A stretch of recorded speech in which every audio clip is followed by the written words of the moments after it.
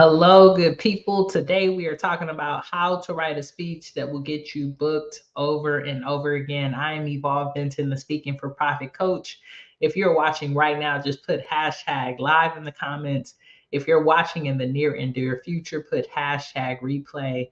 I've been really looking forward to this conversation because we get to talk about one of my favorite things to do, which is to speak, secure the bag, add extra value to any communities that I'm able to go into and really talk about retention, which what I love about this conversation is if we're able to go in, over deliver, represent, then we can do it over and over again and we can build relationships with people and we don't have to work so hard to find opportunity, right? Which is really what we're trying to do. We're trying to build a business that is profitable, but also that has some predictability in it. So do me a favor. I see some folks coming on, put hashtag live if you're watching now and also put into the comments, where are you watching from, right? Are you watching from your living room? Are you watching from vacation? Is it a particular city or a location? So we're going to get into 5 ways to write a speech that engages your audience in a particular way that allows the event organizer and folks want to bring you back and rebook you over and over again. So before we get into the conversation, I just want to say to you all that I'm really appreciative of you being here and using your most valuable resource with me, which is your time, right? That's the thing that you can show up and do, and I really appreciate that. So let's get into the conversation. Let me get my notes up. So, writing a powerful speech that resonates with your audience and increases the likelihood of getting rebooked involves a few key strategies. And we're going to talk about 5 ways to achieve this. The number one way to achieve this is to understand your audience, right? And what I mean by that is when you get an opportunity to go into a space and share, whether you're sharing a speech, a keynote presentation at a conference, or maybe you're presenting an idea at a board meeting, having a clear understanding of what the audience wants to have as an outcome from that experience is going to be important. So let me share a quick story with you. I used to go and speak without getting on phone calls with the decision makers or with the event organizer that I was going to be working with. I would just go in if I got something from my website, they put it in, they had a budget, I would go in and do it. And then one good time, I got an opportunity and I was asked to be on a panel. Now, I thought I was going to be on the panel. Turns out when I got to the organization, I was actually leading the panel and had to have panel questions. None of this happened and none of this dialogue happened because I didn't have an understanding of the scope of work.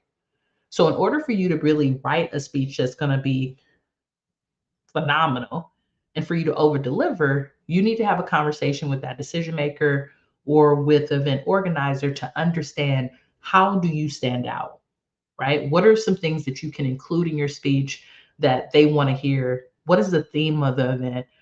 What did someone else speak about in the past that was really impactful? Because oftentimes we're going into these organizations and we have very little touch time with them, right? We might have one call, we might have a planning meeting, you might have a run through, but you're not in the organization like someone who's there every day. But when you go to speak and consult, you want them to feel like you are a part of it and like you are there day to day. So really making sure that when you're on those phone calls with decision makers, you have an understanding of how you can make it the most phenomenal experience is really great. And I'm going to give you all another pro tip. We're talking about understanding your audience. This even works when you're on podcasts. One of my things that I want to do when I'm on a podcast interview, and shouts out, if anybody wants me to come on their podcast, go on and put the word podcast in the comments. I'll hit you up because I'm trying to be on an interview tour. I've done a couple this year and I'm trying to do, at least one a week. I think that would be a really cool goal to have. So even when I'm on podcast interviews, I will particularly ask people, what can I do or what can I speak about to make this your best interview? And a lot of people will be like, oh, that's a great question. Let me think about it, right? But I really want them to think about, like, how do we want to use our time together? So it really starts off, right? In order to write a speech that gets you booked over and over again, it really starts with understanding your audience, understanding the interests, the needs, the expectations, researching that demographic, right? What are some of their common challenges and what they hope to gain from that speech? The second way to write a powerful speech that gets you booked over and over again is by crafting a compelling story. People connect with stories more than they connect with data or numbers or facts alone. They really want you to weave in their narrative. And many of you can already see some of that when I speak to you all here during our live sessions every week on Wednesdays at 3:30 p.m. If you want to make sure that you're here with us, is I always try to share a story to bring you back to understanding and learning more about that opportunity that we're talking about, because stories are something that you're going to remember. Sometimes I might give you a fact or a stat or even a link, and you might click it and forget about it, but the story is something that can really sit with you. So you want to weave narratives throughout your speech. Think about anecdotes. Maybe there's some historical facts that you want to share with people. This is really cool. Learning a fact can change people's actions really quickly. So I was playing this amazing game with my best friend. It was actually, I was playing with my best friend, my wife, and my best friend's wife. So it was kind of like a couple game. And the game, I can't even remember the name of it. If I remember it, I'll share it next week at our live. But in the game, you pull a bunch of different questions, and they're facts about the world, about science, about different things, and they give you different answers. And as a group, you have to answer it. Whoever gets the answer right gets the card, right?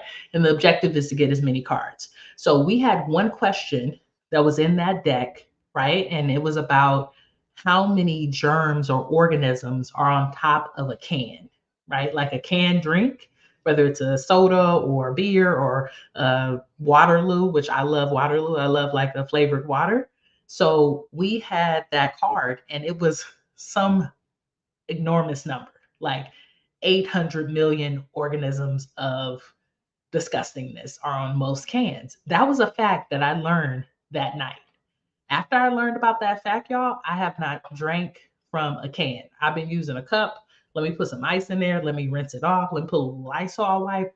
But I am not drinking from a can moving forward. I was drinking from cans. Maybe all y'all knew how nasty they were, and I'm being judged right now, and that's okay as well. But what I want to say is that facts makes people change, right? So when people understand facts and impact, including that in your speech is going to take people a long way. So, what are some facts that you can include that are about your topic that make people make immediate change?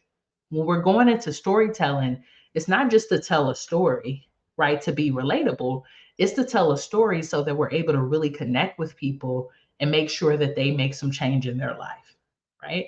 So, that's the second way. First way we talked about, right, is understanding your audience. The second way is crafting a compelling story, right, that includes personal anecdotes, historical examples, hypothesis, and even some emotion that you can evoke within your audience. That's going to be very important.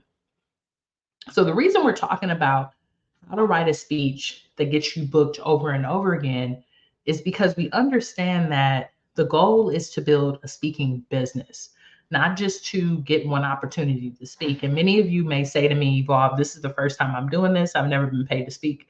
I knew, but the majority of us, especially if we live in the United States, have had to use our voice throughout our academic career in order to get in these places. And these tools are built out so that you can become a better communicator, but also so that you can get paid to speak. This is a profession, right? If you look up right now on Google, how much do public speakers get paid? It'll show you somewhere in between $80,000 to $100,000 a year, right? This is an actual field. So in order for you to do it and do it where you don't have stress, retention is important. So the best way to retain people is by doing it again instead of having to go to a new customer every time or a new client every time that you want to go out and get paid for your expertise, for your knowledge, and for your voice, right? Ultimately. So we talked about the first two. Before we go to the third one, I just want to say, folks who are watching perhaps for the first time, or if you're watching for the second or third time, feel free to share this with folks who you think it can impact. I just want you to go on and text the word speak to 323-405-9492. That's going to give you an opportunity to be put on our text message list so that the next time that we have a live training like this one, you'll be notified. You can come through you can hold space, you can learn something new. So go on and join there. You're just going to text the word speak to 323-405-9492, and that'll give you opportunity to be on our free training list. So now that we've talked about the first two ways to write a speech to get you booked over and over again, let's go into the third one. The third one is to be clear and concise. To be clear and concise. And I hope y'all taking notes. That's why I repeat. Repetition is important. I am hoping to be clear and concise with you all here today, right? Because it's super important. And being clear and concise, what I mean by that in particular is if the organizer gives you 15 minutes, you don't need to be speaking for 25. And sometimes us speakers, I'm gonna say us, because I don't want to feel like I'm offending anyone. I'm not calling anyone out. But people can turn speaking into preaching real quick. And people get, the spirit, whatever calls them, and then they start rambling and talking about other things that might have not been there when you practiced your speech.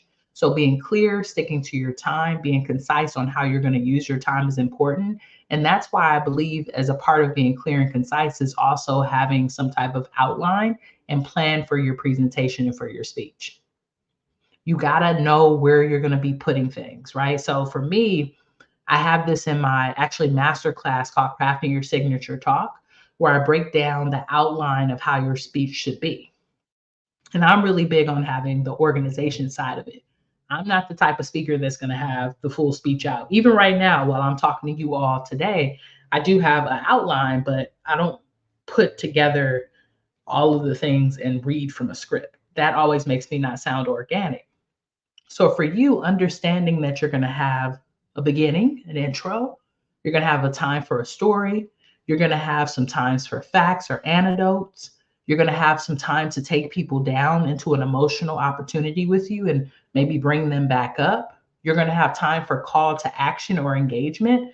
Having an outline so that you're clear and concise with your time, not just what the content is going to be important, because an organizer loves to bring in a speaker that wows the audience, but they will think about not bringing you in again, even if you wow the audience, if you threw the program off.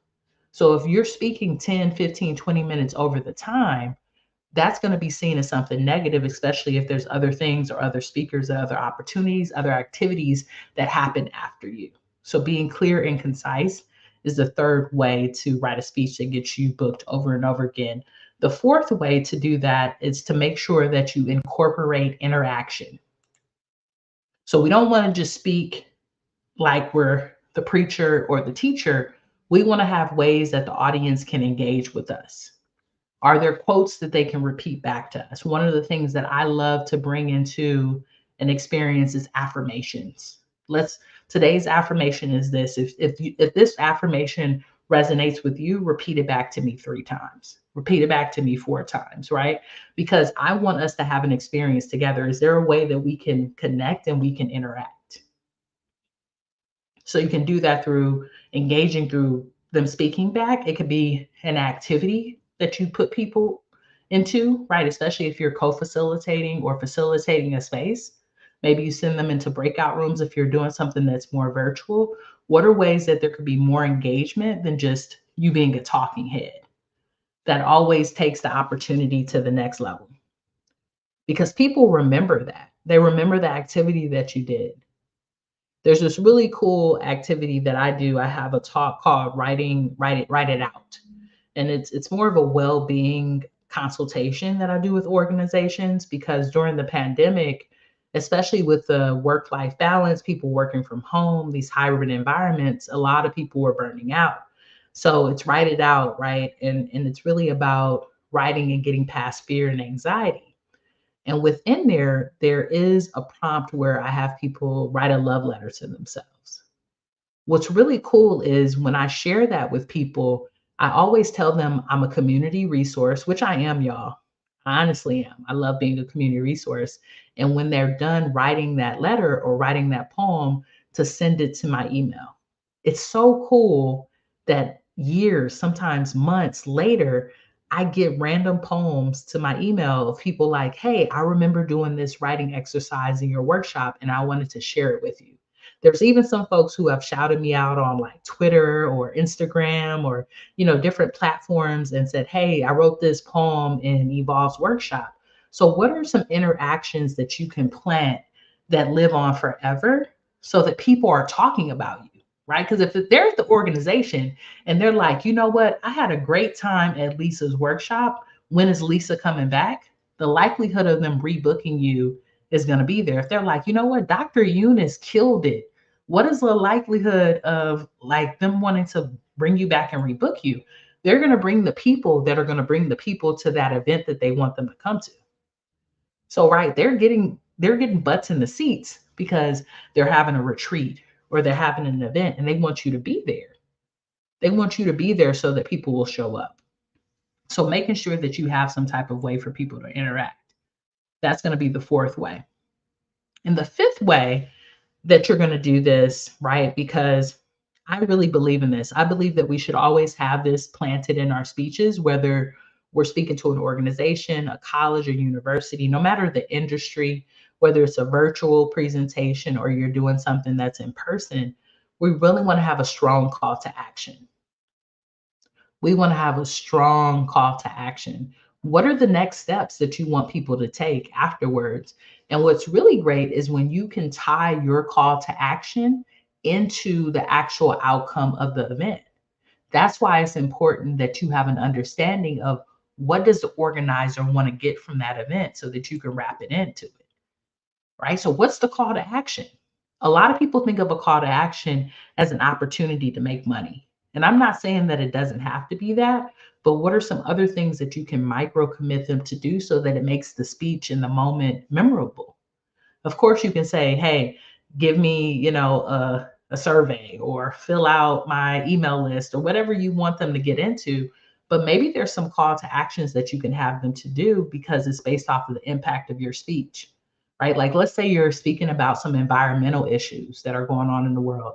And maybe the thing that they can do is this evening, when they decide to put away their trash after dinner, they create one bag that's for recycling and another bag that's for trash. Something simple and a call to action that they can agree to do at the end of your speech. Something that makes you memorable in the moment memorable. And like, "You know what? I've been doing this ever since I went to that speaking opportunity with Evolve. I've been doing this.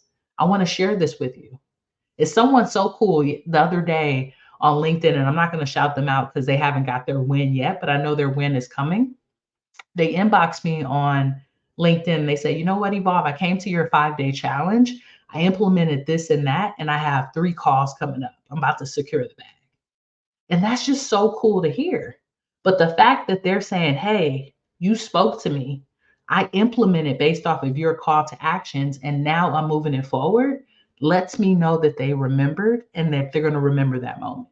So, what are some things that you can include in your speech that allow people to do that?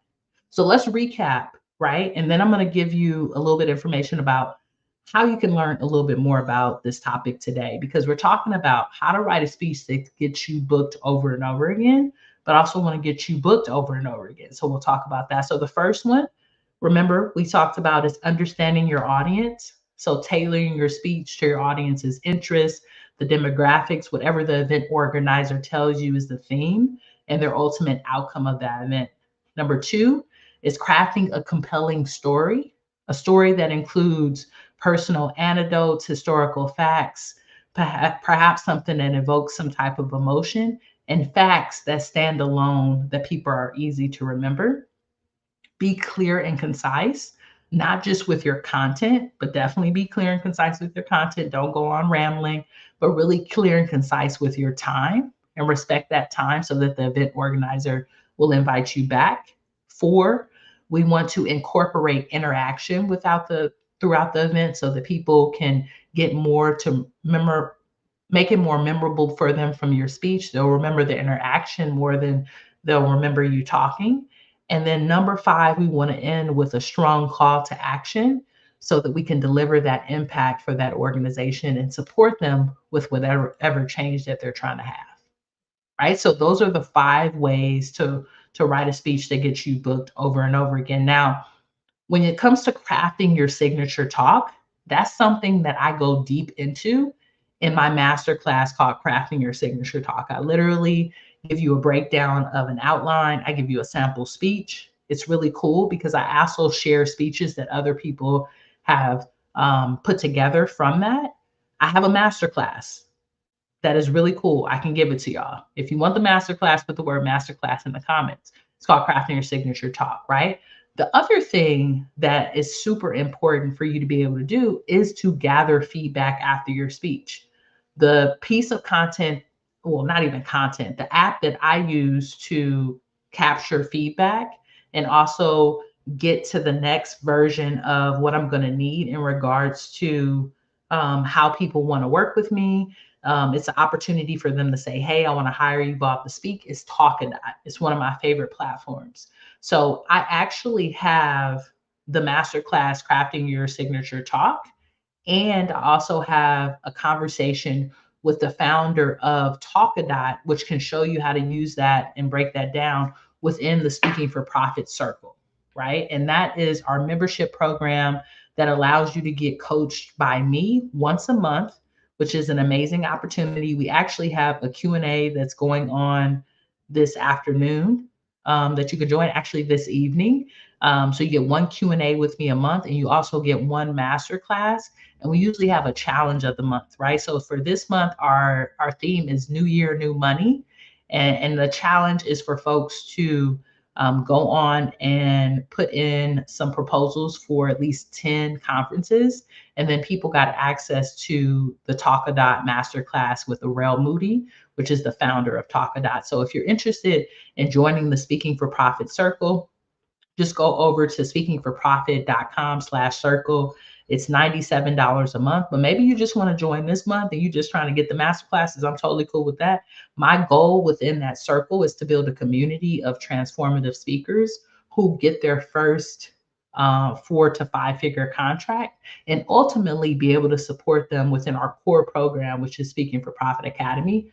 The Academy is not in open enrollment right now, but that gives you an opportunity to build out a 6-figure business. But if you're not ready for that type of commitment, join the circle, get those master classes, get started, and you can put together a speech that gets you booked over and over again immediately, right? And I see some folks who are here who are already in there, like Dr. Eunice. Dr. Eunice, believe it or not, you already have access to that. Just go on and look within your Kajabi. And if you need more support with that, put that into our community. I can share that with you. And then I see Stellar Diversity Training. I believe that's you, Star. If it's not, update me, but you have access to that as well. Just send me a message within our Mighty Networks community and I can get that link to you. So I see some of my clients are here. Totally down to support y'all. If you're not in the Speaking for Profit circle and you want the Crafting Your Signature Talk Masterclass so that you can craft the signature talk, because I don't have time within the 30 minutes we spend today to go through all of that information, but that's a 90-minute masterclass where we literally break that down. All you have to do is join the Speaking for Profit circle and you will get access to that immediately if you want access to that masterclass. I would love to have you, to be able to support you, to be able to coach you once a month and talk about your business. This is intimate coaching. So we get on a Zoom call. You have an hour to ask me whatever questions you have about your business. And last month when we were on our circle Q&A, I got to talk to some folks and they had already booked, one person had booked $5,000 worth of contracts. Another one was doing a contract where they were getting paid $2,500. So money is moving on those calls, and it's a great opportunity for you to get some more feedback if you need it.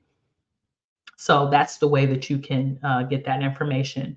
The other thing is that it does also have some other master classes, some other templates, and some other information for you to be able to help you with your business. Like I said, it includes all that information, but if you go over to speakingforprofit.com/circle, you'll get to see the breakdown of it and you can really decide if it's something that you need for your business. Everyone that is a part of the circle also gets to come to our monthly, I'm sorry, y'all, because of the sun, we need to get something on that wall. Everyone who's a part of the circle gets to come to our monthly 5-day challenges, which are really great as well. And that gives you an opportunity to up-level your business as well. So I would love to have you. You'll be welcome. And if you have any additional questions, just feel free to send us an email, or you can hit me up on any of the platforms that we're friends on. All right, y'all. So this has been a cool training. I really have enjoyed talking to y'all about how to write a speech that gets you booked over and over again. I'm going to give you one more pro tip before I go. I really want us all to start thinking about what is our follow-up process with organizations. And that might be something that maybe I talk to you all more about in the next couple of weeks. But when you're done speaking, it's great to have that survey, that call to action. But I like to set up a meeting like right after the speech or right after the consultation where we can talk more about how we can work together later on. Because I think you get rebooked if you're really intentional about talking to the event organizer about the next opportunity, but you can't wait too long. If you wait like 2, 3 weeks, a month later, people aren't in the same energy as they are from when they first heard you speak. So having a meeting already on the calendar, either the day after your presentation or even sometime before then, can help you to move that a little bit quicker. The other thing is putting together a proposal and having it already prepared for that conversation and for that meeting, right? So I had a client who was like, I really enjoy working with these folks. I'm going to work with them again. I'll put together a proposal. So when you go to that follow-up meeting after your presentation, you already have some ways that you've put together that you and that organization can work together long term, which I think could be really cool. So just something to think about, right? If I did a training on the art of follow-up, would that be helpful? If you feel like that would be a helpful conversation, just go on and put the word follow-up in the comments. And that's something that I could put together for our next, Wednesday free live training. Just put the word follow-up there if that's something you're interested in. So I hope that these tips were helpful for you and that it helps you monetize your message and get closer to your own financial freedom. I thank you so much for using your most valued resource with me, which is your time. And I will see you again next week. All right. Have a good one. Peace.